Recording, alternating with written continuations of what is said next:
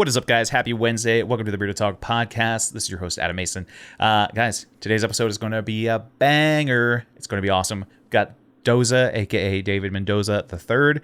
He's coming at you from Santa Barbara, California, but he shoots weddings all over the world. If you go to his Instagram, you're just going to be sad because your work is not as good as his. But that's why we got him on the podcast to talk about what inspires him, what gets him there, how his year's been, and what he's got planned for 2021. And he already said he'll welcome anybody who wants to say hi to him on Instagram. So without any further ado, here's my good friend, David Mendoza.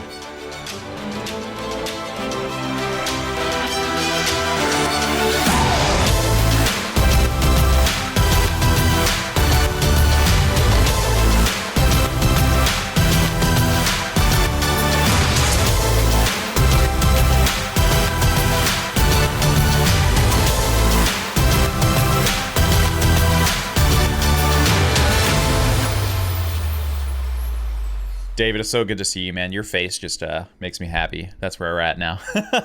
I feel the same. That beard, the hat, everything. Matte black, everything. That's right. Yeah, MKH VHD. Big fan. That's I'm funny. a big fan here as well. Tech head. I have two copies of the shirt just because I'm like, well, I wear it a lot. We might as well, because eventually it becomes less black. So I was like, no, we got to keep the color. Love it. So it's really funny. But dude, we were just talking about so I ship mics to podcast guests if they need one, and now like little baby headphones too, just because I'm like, all right, we want to up the production quality, we want this to be a quality product, and something that goes on all of our legacies. No, and love it.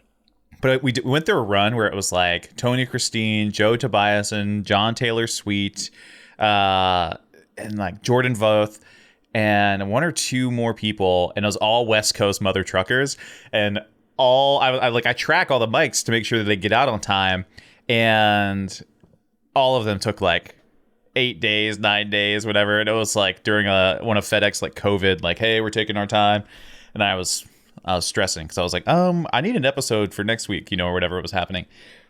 But kind of funny. So it's a grind, but you got your systems down, so it was here on time. I think it was all meant to be. I love it, man. I love it. Yeah, yesterday it was like, I'm trying to, this is very inside baseball for anybody listening, but if you're curious about podcasting, like trying to batch as much as possible just to give it to the editor, right? And like what we'll do is if there's something that changes in our content calendar as we start to promote stuff, is I'll just go back in and do a new intro, and the editor can like whip it up real quick.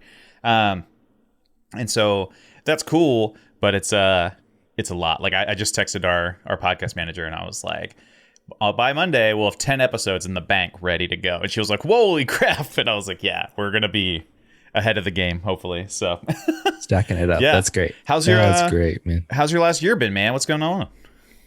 Wow. Great question. Yeah. I mean, it's the last year has been, actually ended up traveling a lot more than I thought I would. I traveled a bit more than most people that I know. Yeah. I have a lot of luxuries in my life. One of them is being in Santa Barbara. The other one is not having a family to look after, as well as not being married. Yeah. And because of those things, I can be very mobile. Yeah.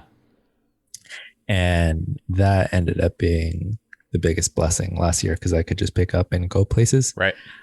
So I ended up going to Maine. I ended up going to a lot around California, but also Sedona. And I before the pandemic, I went to Mexico, as well as, where did I go? Oh, I saw you in Florida, in Orlando. Yeah, which was great. We had that creative conference with Devin. Yeah.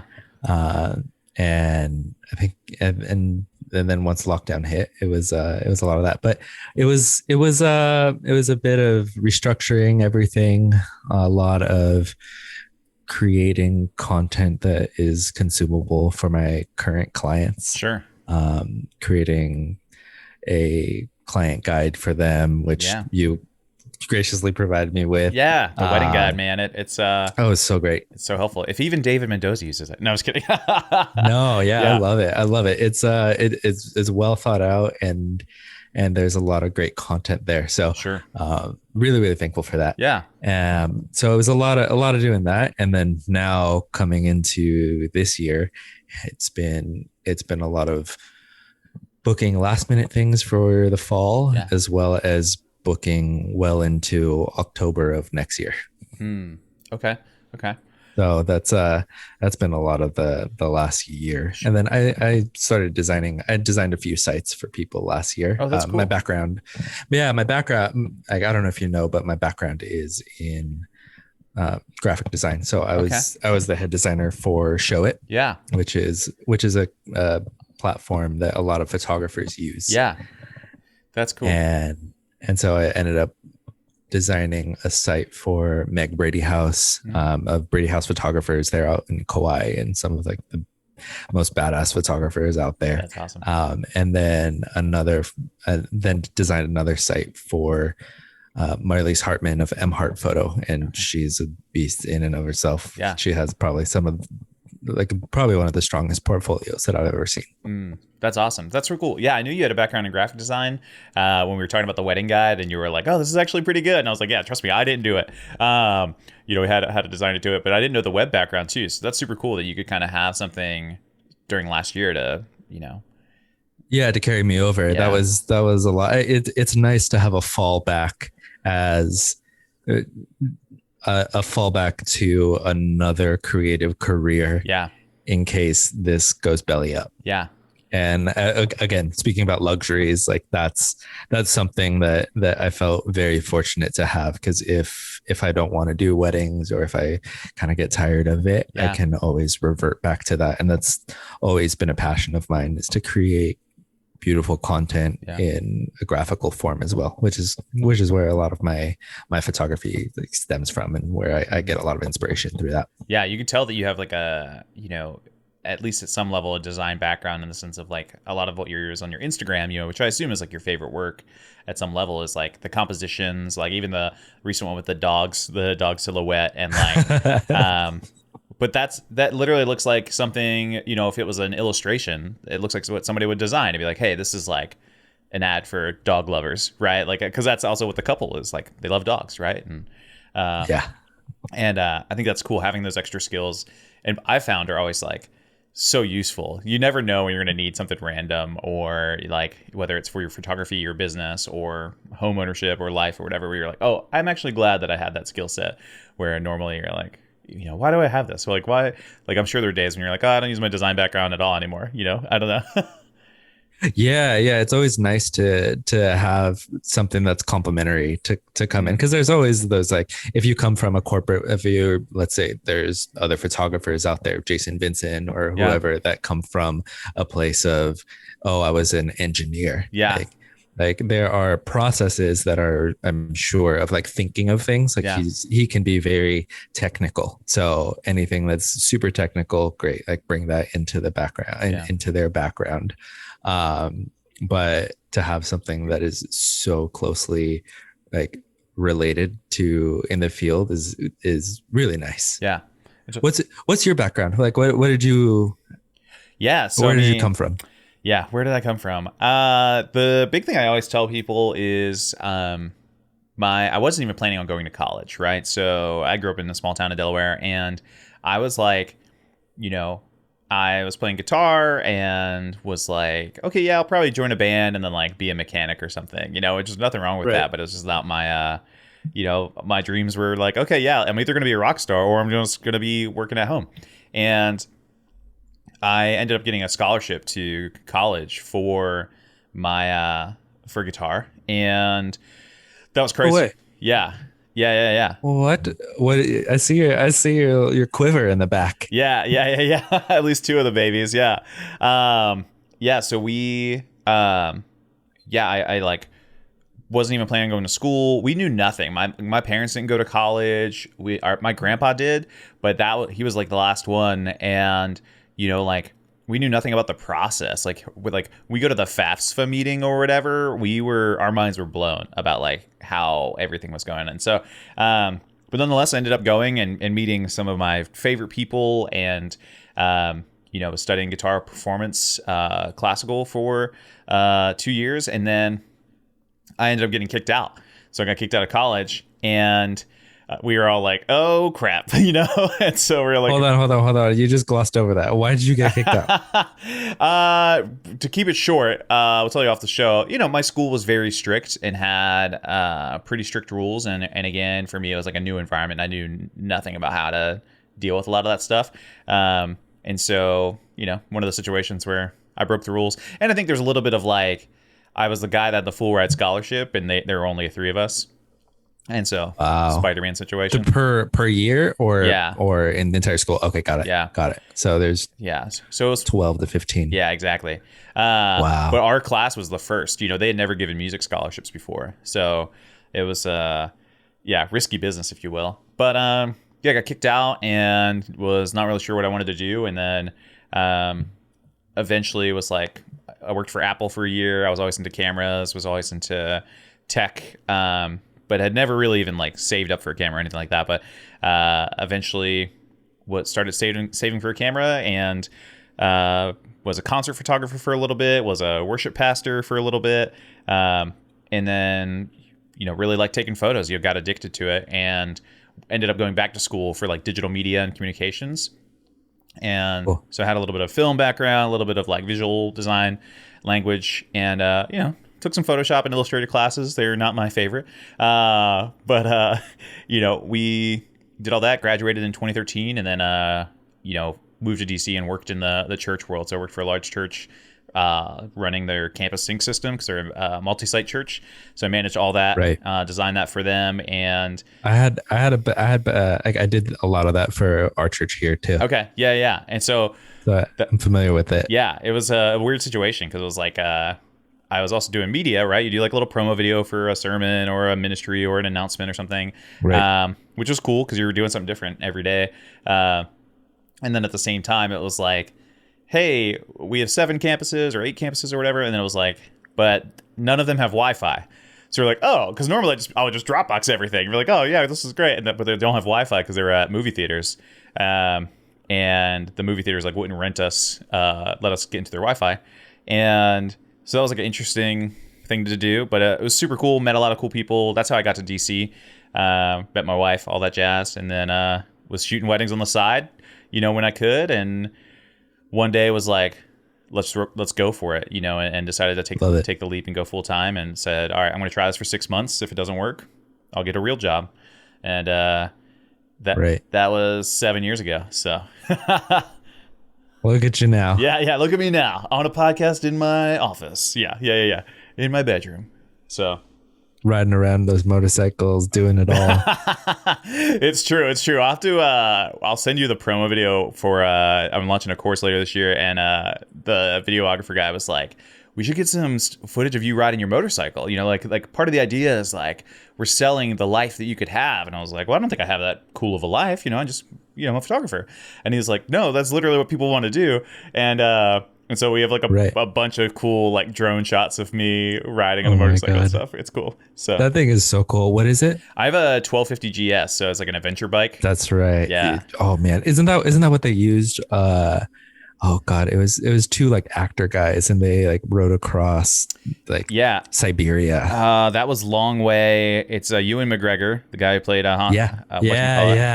Obi-Wan, and then his buddy Charlie. Long Way Over or something like that. They did Long Way Down, Long Way Over, and then Apple TV just did the Long Way Up or whatever like that. So yeah, that's what they use for art. The bike is basically there's no competition, which I didn't know. I didn't know anything about that world, but.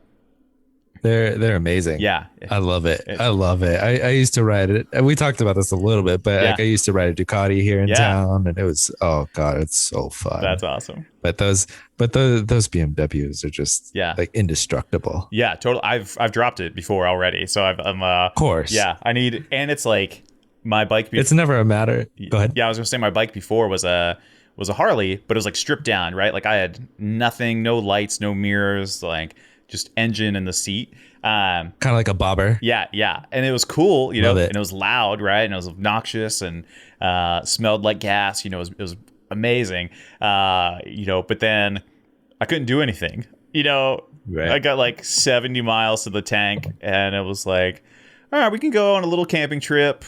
It might not start. it might not, run for us all the time. No cruise control, no ABS, nothing, none of the comforts that, ironically, my bike now has like so many things. But anyway, yeah, it's cool. I love it. It's cool. No, it's great. I mean, it's fun to see again, like what photography affords us, right? Yeah. Like we can do these things. There's affordances with everything, right? Yeah, totally. Like when you go into when you work corporate, the affordance is there's safety, or it feels like there's safety, right? I mean, a lot of people like got laid off last year, unfortunately. So that safety feels less so. Yeah.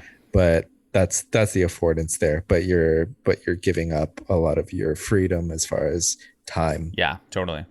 And location. Yeah. And now, and for us, we get the affordance of we get to go everywhere, do what we want. Yeah.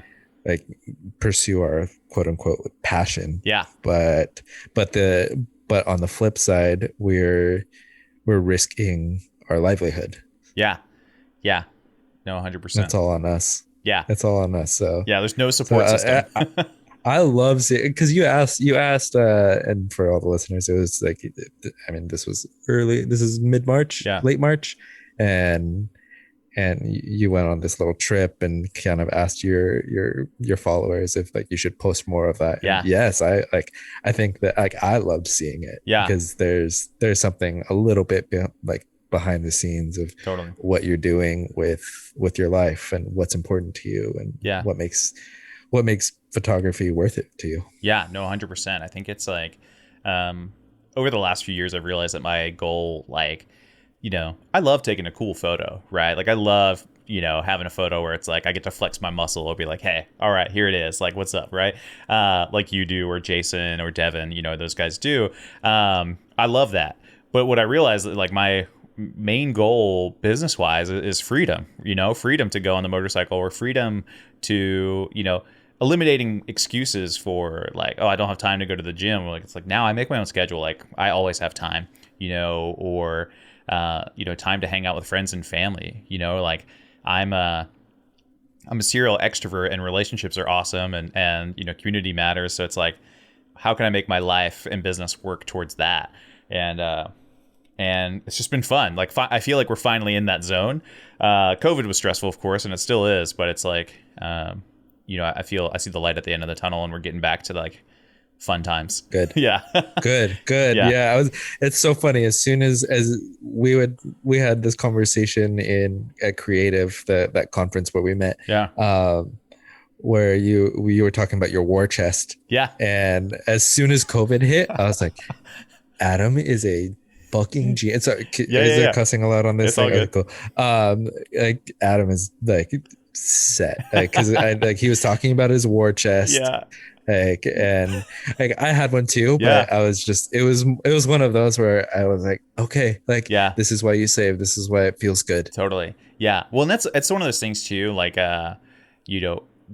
even that, like me talking about the war chest was such like a funny topic. And then like, really it's just like saving up money for a rainy day. Right. And there are different amounts as you grow up and trying to do all that stuff. But it's like, I didn't grow up around mature money making decisions, and like mature, doing the right thing when it came to money, right? Like if you got it, you spend it, right? Because I think that's a lot of us. Yeah. Especially photography, for a lot of us, we're like leveling up out of a certain lifestyle or a certain, demographic or whatever. And but now that's one of my favorite things to talk about. Like I wish more photographers were like, okay, I want to have some mature like grown up conversations. Like I released a retirement and savings video on Patreon, and it's my lowest engaged video, but I'm like, hey, here's what I do. Here's what was recommended to me. It's not financial advice, right? Technically, but I'm like, here are some things to think about, right. And it's just helpful because it's like, Jay-Z said more money, more problems. So it's like, hey,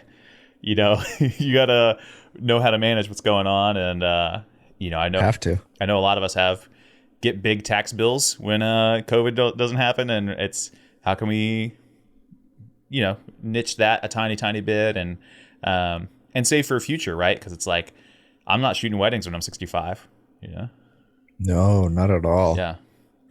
Like, I feel the same. There's definitely there's a cap to what you can do. I know the only people that I know, like 3 photographers who are past 50 and still shooting. yeah, And yeah, there is a limit, just like with basketball, like with any sport. yeah, There's a physical, like a real physical limit to yeah, what you can do. And I mean, part of why I've been losing weight and all this stuff over the last year. I mean, partially because of like the 30 pounds I gained last year. I love it. But gearing up for the year, because if I'm going to be shooting a back-to-back weddings, Yeah. I have 2 weeks this year where I'm shooting five weddings, Yeah. and it's flying, and so like traveling is great, but it's also super taxing on the Yeah. body. Yeah. And getting to that physical place of, okay, like I probably have a good, if I wanted to, I could have like another 10 years at this, but how do I set myself up so I don't have to have those 10 years? Sure. No, totally. Yeah. No, definitely. I think that's the biggest thing. Again, it's like that freedom. Tell me a little bit about your imagery. Like, I feel, at least on Instagram, again, I love, you just drop these, like, there's something to appreciate about a guy who just says, hey, here's what I like and am best at, and says, this is what I want to do. In a world where it's like, hey, you should share about this on your Instagram, or you should share about this on your, and you're like, I take photos of awesome couples that are super colorful, a smidge different than maybe what you've seen, like, what are you thinking? Like, what motivates you to make work like that? And what do you like about the work that you make? Ooh, good question. What do I like about the work that I make? I think the things that I love are composition and color.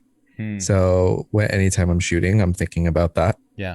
And uh, I'm basically like, all of my favorite photos come to a place of it's a landscape that I would take if the couple wasn't there. Yeah. It's a landscape photo, and I'm by no means a landscape photographer. Sure. I think that all of my favorite photos are like center composed, and things that photographers hate, and things that aren't gonna win you awards. I have no interest in awards. I love that. I've entered competitions in the past, Yeah. but mainly at the behest of somebody pushing me into it. Sure.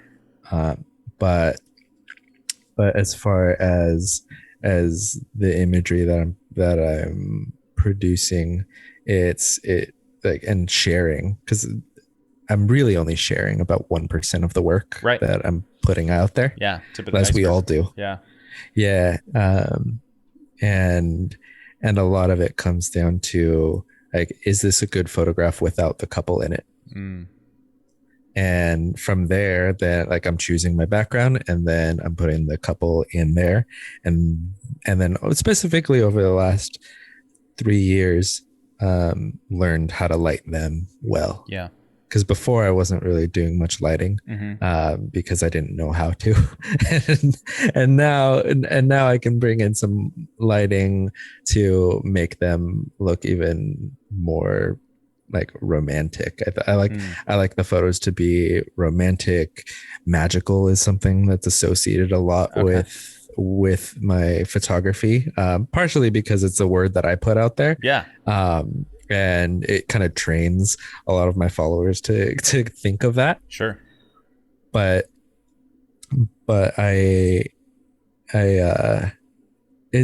and there's a lot of photographers who are in the same camp as I am, but they exist outside of the wedding space. Yeah. Because I come from a portrait background. Okay.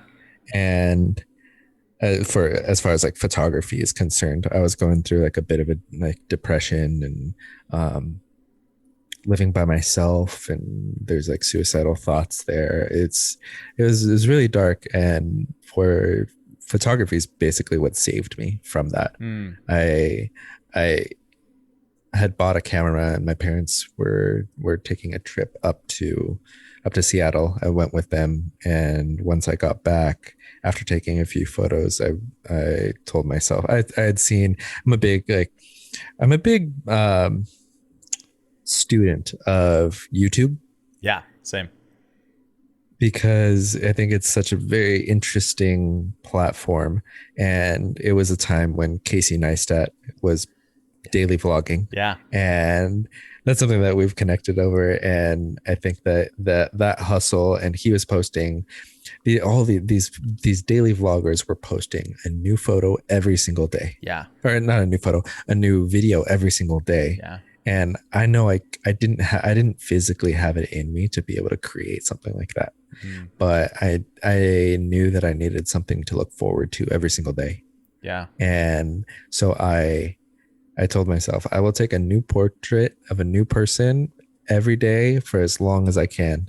And if I miss a day, that's okay. If I like having a lot of grace with myself, but a lot of it was get out there and go meet somebody, talk to them, and just get out there. And that's really what took me out of it. And so I feel like photography saved my life in that way. Wow.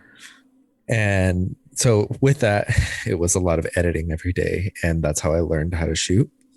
I come from so it was shoot a portrait of a new person, and I was really shooting portraits with the 35 millimeter and the Sigma 35 millimeter 1.2 and this and a Canon 5D Mark III. Oh wow! Which, in my opinion, is like my favorite camera for color. I think it has the best color profile out there.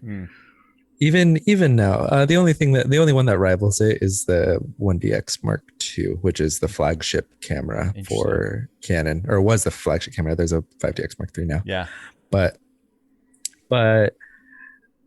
from there, I learned to color things, and I was seeing what other people were doing. There's a lot of blues and teals, and extracting those colors. There's a lot of blues in the shadows, and so I really love that color. Blue is like very important to me. It's very calming. My favorite color in the world is what I call like deep sea blue, and it's the color that happens right at like about 10 minutes after sunset at the beach, and the water goes this like shimmery blue. And so a lot of that was part of my photos, and then brought the oranges back into the skin tone. I love that. So that's where I like found this palette that really, really worked for me. And there were other portrait photographers that were doing that, but it hasn't and didn't really make the jump into wedding photography. I'd never seen anybody really do it. And so that's why when I started to do photography for weddings, it was something that was just trained in me to really bring those colors in. And for a while I was doing a lot of that signature blue, but now it's less about the blue and more about what color is already there and what can I pull out. Although sometimes I'll like add a splash of color there that's not really there, and it's just kind of a fun signature look for me. Yeah, no, totally. I feel like it'd be that's one of those things that you see photographers who don't offer something, but I'm like, if David ever did an editing workshop or like an editing video, I'd go watch. I'd go there. Oh, thanks. Yeah. Thanks, man. That's a big compliment. Yeah, I think it's cool. I think having that kind of approach to it, even you saying like blue and orange, like complementary colors, right? Like that because you're a designer, where most photographers, like, we don't think about that or know that stuff starting out, and I remember one of the first photos I took, like, they're not of a person. It was of pumpkins and then the blue sky, right? And I was just like, this is my best photo ever. It was like 2009, probably 12 years ago, I guess. And I think there's something with photographers where I talk to some of my mentees about this, and I'm always like, why do you like this photo?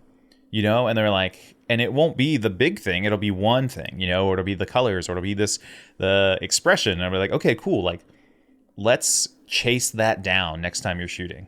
Like, let's hunt for it. Let's try, let's work for it, because I know it's like, not every time you shoot, you're going to have these colors.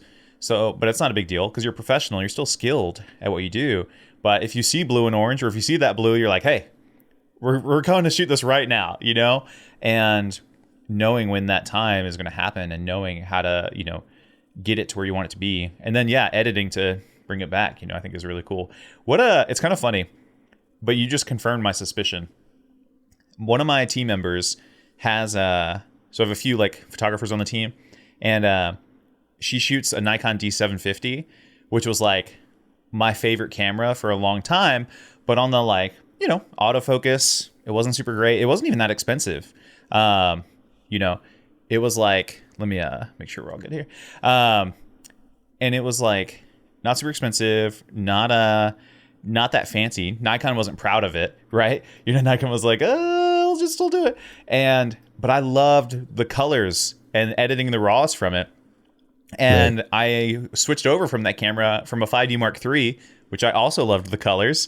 But like I shoot now with like, you know, what I think is like good Sony stuff. I have an A9 II and A7R4. Right. And I still, you know, and I trust that if I spent more time in Lightroom on it, I could get it back. But it doesn't feel the same way it did. Like the process to get there feels different. Right. And there's like a friction, which is not fun. It's not fun. Right. The friction is I think where I think that's the best word for it. And Sony. I've edited Nikon files. I had Devin shoot for me one time. Yeah. And I mean, I love the black and whites on a Nikon. Oh my God. They are buttery. You can pull 3 stops on either side. Yeah. Those are, man. Wow. Yeah. Wow. And even like I shoot on the Mark IV now, and it's funny because when you fall in love with photography from a certain lens and a certain time in your career, you feel so attached to those lenses because it feels like this like golden time where you're like, wow, I was creating really, really good stuff there. Now that I'm on the Mark IV and I'm shooting a lot of other lenses, like it feels less magical to me just because it doesn't have that same look. Yeah. But I feel like we all kind of like have these gravitations towards these like original cameras that we started on because they're kind of like our babies, and that's where we came from. Yeah. But yeah, I feel like when you hop into a new system, it's difficult to recreate. I feel like you're always chasing that old dream. Yeah. Or not old dream, but those old edits. Yeah. And it's funny you bring this up because recently I opened up a few old Lightroom catalogs where I was shooting ballerinas in New York City and in the dunes here in California, and really trying to reteach myself how I was thinking about photography, because there's something so special about it and it's evolved, but I think I've lost touch with a little bit of what I was doing. And I want to reintroduce some of it again with all the new information that I've gained over the last 3 years. And it's been fun. It's fun to go back to those edits and refigure out what works and what doesn't. Yeah, no, totally. I think that's the one thing, photographers, it's easy for me because it's like, you think, oh, I posted this, it's done. The value of this image is done. Like unless you bring it in your portfolio or something, like you feel like the value is done, but it's not true. Like you and I could both find an image from 5 years ago that would still resonate with our audience, but also resonate with us. Of course. I think that's cool. I don't even think about that, but it's so true. Like it's very hard for us unless there is like this banner. Like it's weird. This is very obscure and it's not wedding related, but one of my first random corporate gigs I got.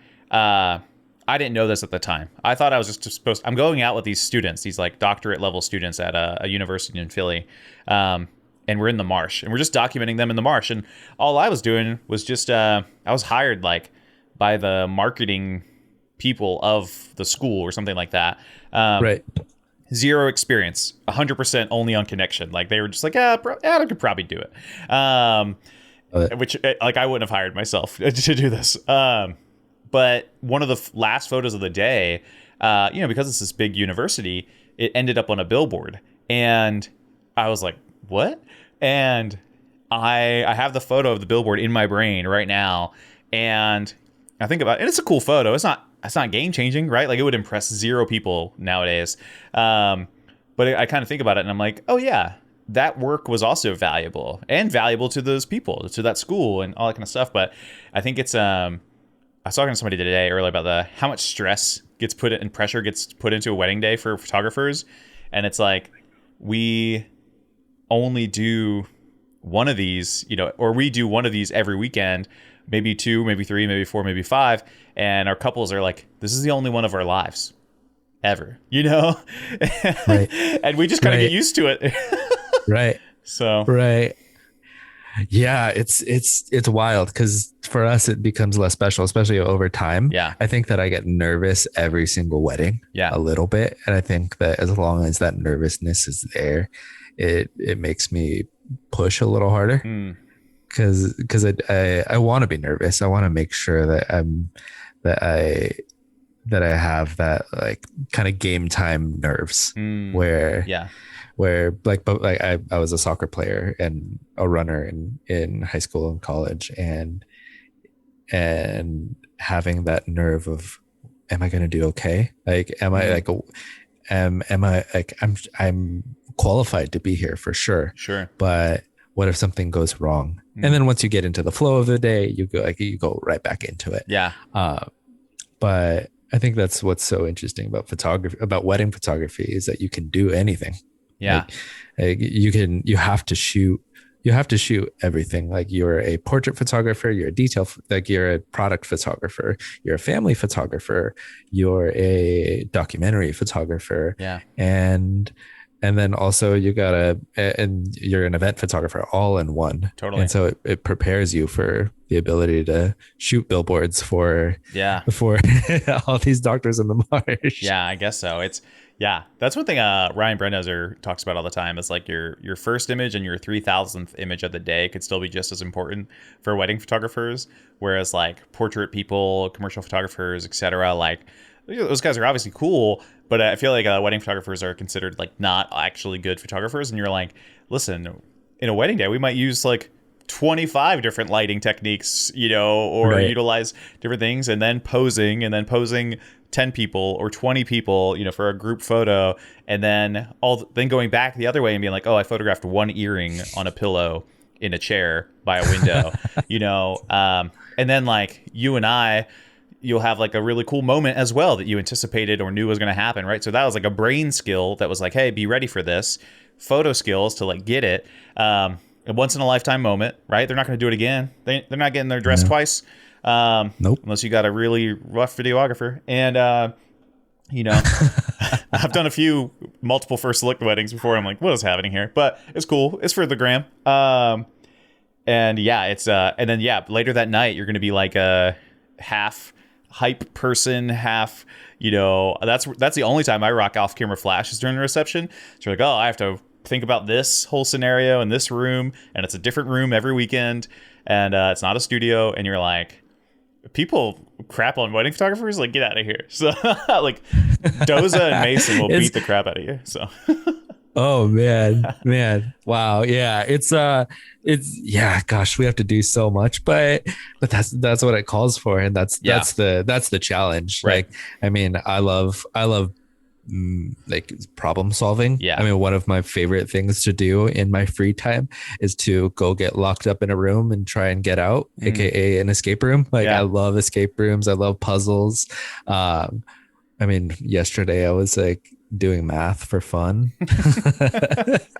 So there's a lot of that, like, problem solving when you go into a room and you're like, okay, how do I, like, the lighting is shit in here, how do I make it cool? Yeah. How do I take something and elevate it? Because I want to be able to go to a park and it's middle of the day and it's shit, and my camera's half breaking, and I have to shoot with something else and be able to produce that level of work that represents me, but also makes my client satisfied. Yeah. Ultimately, because ultimately, like your clients are going to remember how they felt. Like a lot of the times, like my favorite photos are not their favorite photos, and that disconnect is always really funny. Or they'll like this really obscure photo for whatever reason it resonates with them, and in some way, and that's always the interesting part, because ultimately, like, it matters what you're like. If you want to have a successful business, your clients have to love how they felt. Yeah. No, totally. Through the entire process. Yeah. Through the entire process. And that's where I've fallen short in the past, and now like have systems in place to make sure that it happens to exceed their expectations. Yeah.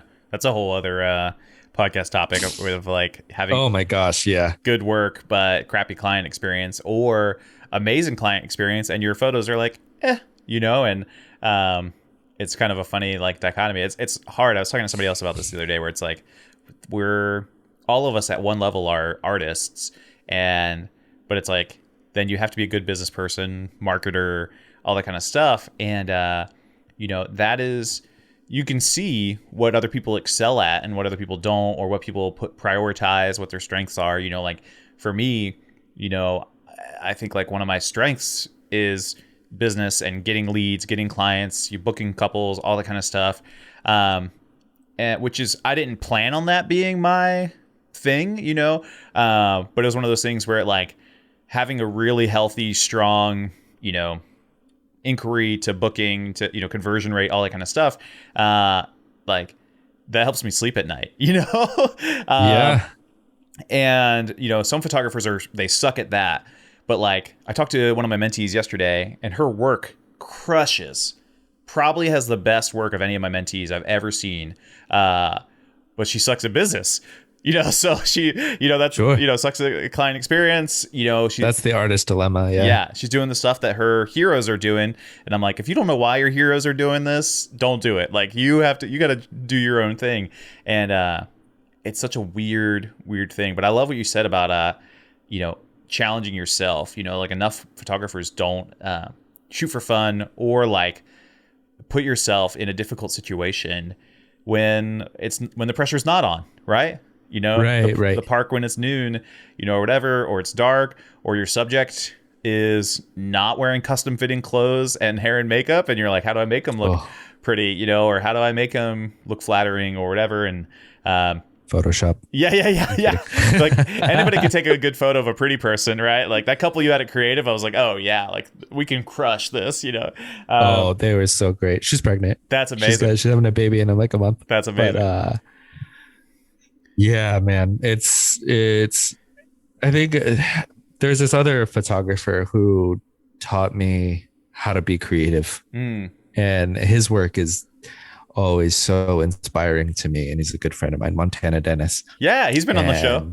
I know Montana. Oh yes. Yeah. Oh God, he's so great. Yeah. And like honestly, Montana is one of my friends who I reach out to when like he has the most calm, collected, kind of like sensei approach to everything, and he's always like about like where's your heart at. And so if I'm struggling through something, he asks me a question and I like break down and I like start to cry every time, just because he gets to the heart of it. He's like, yeah, well, does it bring you joy or does it bring you pain? And you're like, oh God, like great question. But he said something a long time ago that has always stuck with me, because I was working at a coffee shop and he came in one day and I knew who he was. I was like, you're Montana Dennis. You take great photos. and he always said, like, if you want to challenge yourself, or if you want to get better, if you want to be creative, create restrictions. Whether that is shooting only on one lens, or shooting on a different lens, or shooting in and only this type of environment, shoot at night, shoot in the middle of the day when the sun is horrible for most people. Learn how to use all those, like how to add all of those skills into your tool belt. And that way, when you're on a paid gig, you don't have to learn on that day. Yeah. And you've already like acquired those skills. Like right before this podcast, I like dropped off some film just because film is part of my like personal life. Yeah. And I love shooting it. I was shoot on like a medium format camera and trying to figure that out and what works for me. But it's nothing that is impressive. It's just more so, oh, this fic feels really cool. Yeah. Yeah, totally. No, I think I'm trying to get into the medium format like Fuji line. I want to. Oh, the digital line? Yeah. But it's it's like they're not there yet where I just want crazy depth of field, right? Like I want like 0.4, portraits. Right. But the new lens supposedly is pretty close. It's like a 65 1.3 or something like that technically. And I'm like, okay, that just sounds weird, and that sounds good to me. Like, let's try it. So like I have that on order. But I also think too, I love that. Like having a camera that would just slow me down and be like, hey, you can't walk into a room and shoot 20 frames. Like you got to think about what you're about to do, son. And I think that's my restriction. I used to always say I've never shot a frame of film, but a past podcast guest, Joe Tobiasen, sent me this this little tiny film camera that was like, it felt like a disposable, but it wasn't. Okay. And it you could do double exposures in it. It had like two little slider boys in it. Oh, okay. Cool. It was so obscure, and most of it turned out like garbage. Like Right. I couldn't adjust exposure. Like I think it was like auto or whatever. Oh God. And so but it was just cool to use, and it was like at some level I'm not in control, or Yeah. I'm like, it's like there's a podcast I listen to, and they talk about the ceremony of the record player, and they're like, yeah, people who aren't into ceremony don't have record players because you don't need it. It's not about the sound anymore. It's not about the warmth anymore. It's not about, anything like that, unless the band remasters it for vinyl, of course. But it's about the ceremony and saying, it's about ritual. Yeah. I love it. Yeah. Ritual coffee, right? You're a big coffee guy. Yep. So, whereas I'm like, I have a ritual, but it's like a day before I do cold brew. That's like my number one thing. So I'm like, all right. Oh, I love it. I'll have a ritual, but I don't have to do it immediately. Ritual. Do you have like a wedding day ritual that you have? Oh man. I wish I had. I want to know more wedding photographers' wedding day rituals. I should like email like 50 photographers and have them send it in, because that'd be funny. Oh yeah. But I think for me, honestly, it depends on the wedding. Over the years, Sure. Weddings used to start a little bit later for me. Like I love weddings where I show up at like 3 p.m. and we're rolling till 1 a.m. Okay. That's what I like. Party guy. I like the peaceful morning. Or like the free morning, or like you still kind of get a Saturday, I'll go coffee with the wife or get a chance to work out, whatever. So that's ideal for me on those days. It's usually like, shower, get ready, put my dress clothes on, all that stuff, which it does always feel awkward for me. Even now after, a ton of weddings, it's like, I seldom feel comfortable in my own clothes, but that's a whole other thing. But it's, I usually do that. I'm not a big eater before weddings. Like I know other guys are like, I have to have a power bar or a big breakfast. And I'm like, I feel like I would feel slow, or I'm like, if you ate the wrong thing, bro, you're going down for the count. And I don't have time for that, in DC. I'm not trying to have to run to the bathroom for, 30 minutes or something like that. I ate Taco Bell during a wedding once, and I learned the hard way. So those are expensive lessons. Yeah. So what about you? What's your pre-wedding ritual? Oh man, pre-wedding ritual. Yeah. It's hard to say. Ritual. Pre-wedding ritual. So for this year, I incorporated a little bit last year, but I'm not really having any sort of catered meals for most of my weddings this year. Yeah.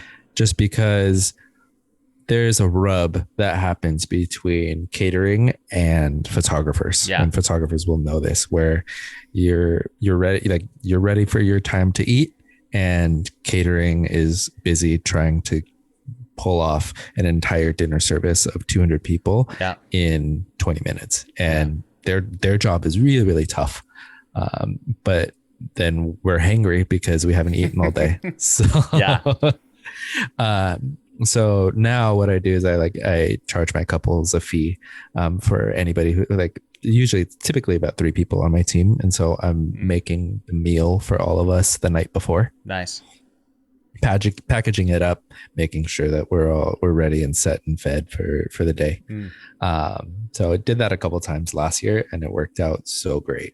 Like it was awesome. So that's definitely something that I do in the morning on a wedding day. I'll typically do my coffee ritual, which is grinding the beans, making sure it just kind of gets me in a good headspace. Then I will, just put my wedding clothes on. I always suit up. Typically for 90% of my weddings, I'm suit and tie. Yeah.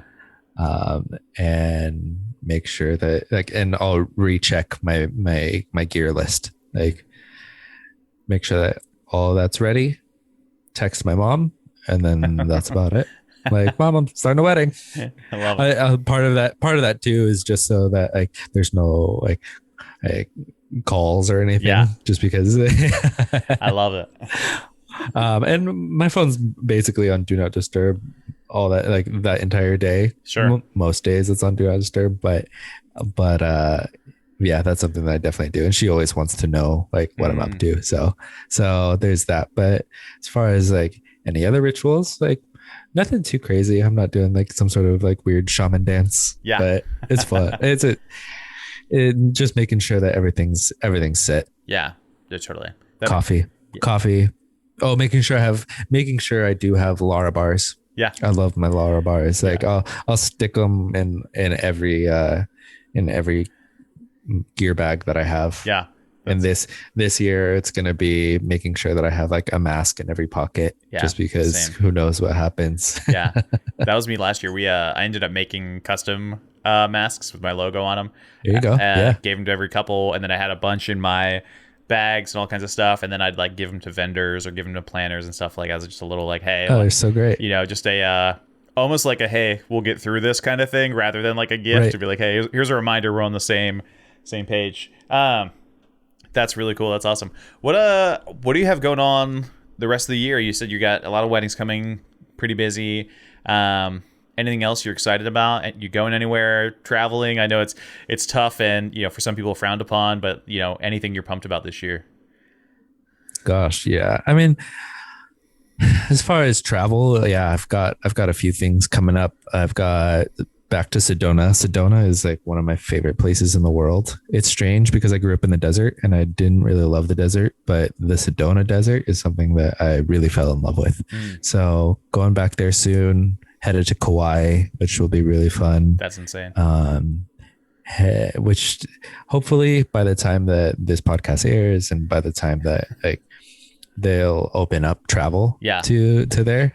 Our flights are booked, but a lot of it is dependent on whether or not we're going to be able to get there and not have to quarantine for 10 days. Yeah. Because nobody, you can't really photograph somebody and quarantine and make it profitable or less expensive for anybody. So, going to Kauai, then I've got another Oahu wedding later this year. Sick. Going to Napa.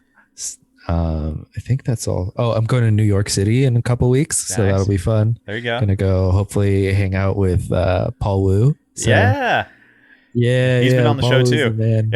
Oh man, what a gem of a human, that guy. He's cool. He's awesome. We've never met in person, but we've chatted a few times. So. Yeah. When he saw us all in creative last year, he was like, "Man, maybe I should have gone. Maybe I should have been there." That's great guy though. That's awesome. Great guy. That's cool. But yeah, there's a lot of travel that's coming up, which I'm really looking forward to. I love it. And I get a lot of my inspiration from travel, as cliche as that is. And I know it's super cliche, but that putting myself in a new space really inspires me to take just, I think there's not even this whole, it's not even about being there. It's about the travel mindset. Right.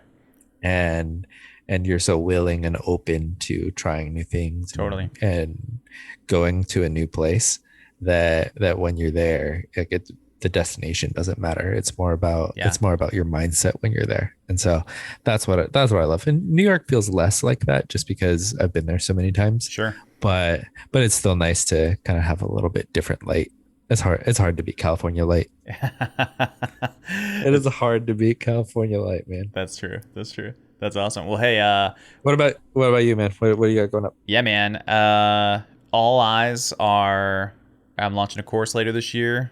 It's kind of Hell yeah. yeah. Other than I the can't wait to podcast, see that. it's like I'm not talking about it publicly, but Oh, great. we're launching it, and so I have like the funnel and everything ready to go, and just it'll be my biggest thing I've ever done. Like not necessarily sales. Like hopefully it sells well, but like it's just such a huge project that we're putting together. But I'm excited for that. So yeah, that's that. And then I think our team has 68 weddings this year.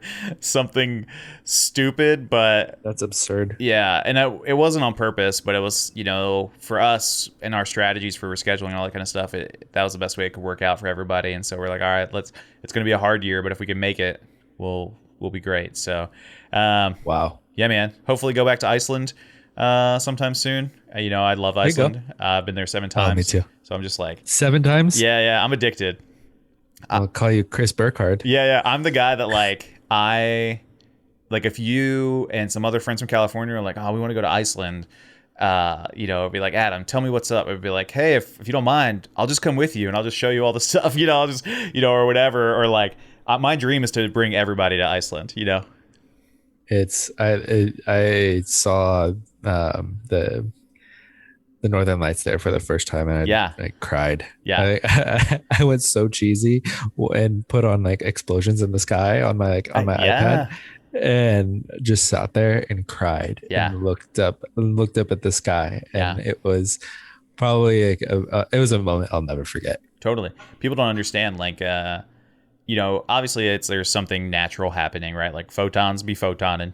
But there's something beautiful about like seeing that. And then, it's rare. Less than 1% of the population in the globe sees the Northern Lights, and then like in ancient texts back in the day, scripture, the Quran, everywhere, talking about people being like stupefied when they see something, supernatural, right? And the Northern Lights are in that category, baby. Oh, absolutely. Like, I mean, I look back at those old texts. It's funny. I was a religious studies major in college. Yeah. So I've read a lot of it, and it's the closest thing to seeing God that you could like possibly experience physically. Totally. Like, and if you're back in the day, you don't know what photons are. You don't know what any of that is. Like, of course that's God. Yeah. Are you kidding me? Totally. Like, it's wild. Yeah. Yeah. You think, you look at the sky and you're either going to see, darkness, day, or precipitation. You do not expect to see lights dancing everywhere, different colors, all that kind of stuff. But most people don't even know that it like dances like that in real time. Yeah. Yeah. That's like that was the weirdest thing for us. The first time I saw them, it was only a few minutes, and it was just by chance, and I got one cool photo. It's not even that cool, right? Because you get home and you kind of lose the like, okay, you had to be there, but then the second time I saw them, it was 1 a.m.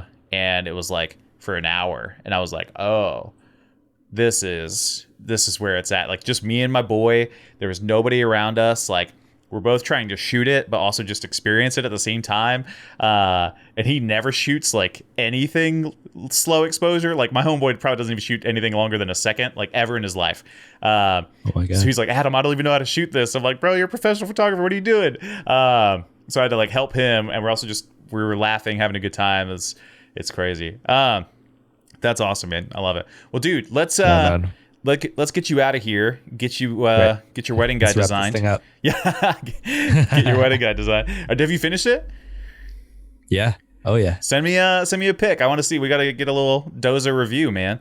Yeah. Oh, for sure. Yeah. For sure. I will definitely send that over. That'd be sexy, man. Because it's fun to see. That's the first thing I've ever made, other than photos, where like other people use it.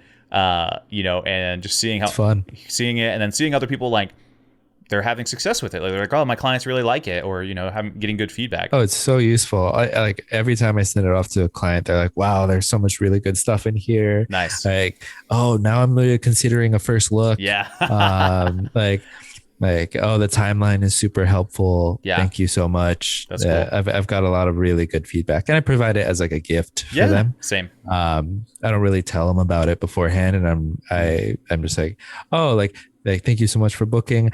I'm not sending it physically yet, but because I don't have them printed, but I'm sending it digitally, and they're like, wow, this is so helpful. Thank you. That's cool, dude. You should get one printed and just touch it, and you'll be like, oh. Okay. I know. Well, I have yours printed and I was like, oh. Yeah, I have mine like right behind me and I'm just like, okay. Awesome, man. Well, hey, where can people go to say hi and check out your awesome work and come over and say hi on Instagram, just David Mendoza I. That's for David Mendoza the third. So hit me up there. If you heard me on the podcast, just shoot me a line, hit me on a DM and just say I'm here from Adam from the Bearded Tog. I love it, man. Dude, thanks so much for being on. Thank you, guys. Guys, I hope you liked that episode with David Mendoza the third, aka we just call him Doza in our friend group because he's the man and Doza is the coolest name ever. So guys, if you're new here, subscribe to the podcast player of your choice so you get episodes every week. Come hang out on YouTube if you want to see our pretty faces and just see different shorts and takeaways that we're doing from the podcast just to get something different rolling. And lastly, if you're looking for a community, come join the Facebook group togfb.com for live workshops, giveaways, resources to help you grow and explode your wedding photography business in an authentic way. We love you. Have a wonderful day, guys, and keep being awesome.